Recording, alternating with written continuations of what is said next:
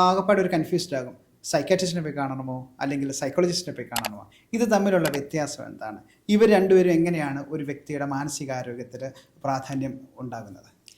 Psychiatrist എന്ന് പറയുന്നത് MBBS കഴിഞ്ഞിട്ട് MD കഴിഞ്ഞ് MDയിൽ സൈക്കാട്രിയിൽ സ്പെഷ്യലൈസ് ചെയ്ത് പ്രാക്ടീസ് ചെയ്യുന്നവരാണ് സൈക്കാട്രിസ്റ്റ് എന്ന് വിളിക്കുന്നത്. സൈക്കോളജിസ്റ്റ് എന്ന് പറയുന്നത് BAയോ അല്ലെങ്കിൽ MAയോ BSCയോ MSCയോ കഴിഞ്ഞ് പിന്നെ മറ്റ് MPhilോ അല്ലെങ്കിൽ മറ്റ് എന്തെങ്കിലും കോഴ്സസ് എടുത്ത് പ്രാക്ടീസ് ചെയ്യുന്നവരാണ് സൈക്കോളജിസ്റ്റ്. അടിസ്ഥാനപരമായിട്ട് ഡിഗ്രി വൈസ് ഇതാണ് ഡിഫറൻസ്. ശാസ്ത്രീയമായിട്ട് കുറേ കൂടി ചെയ്യുന്നത് സൈക്കാട്രിസ്റ്റാണ്. കാര്യം എന്താണെന്ന് വെച്ചാൽ അവർ ഈ ഒരു മെഡിക്കൽ ബാക്ക്ഗ്രൗണ്ട് ഉണ്ട്, MBBS പഠിച്ചവരാണ്.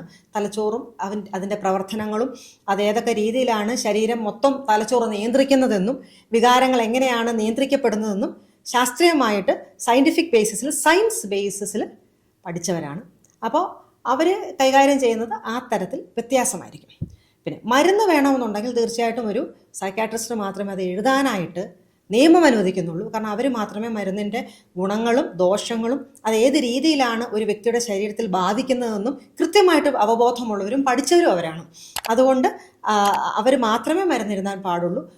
സൈക്കോളജിസ്റ്റൊക്കെ മരുന്ന് എഴുതാറുണ്ട്, പക്ഷേ അതൊക്കെ ശിക്ഷാർഹമാണ്.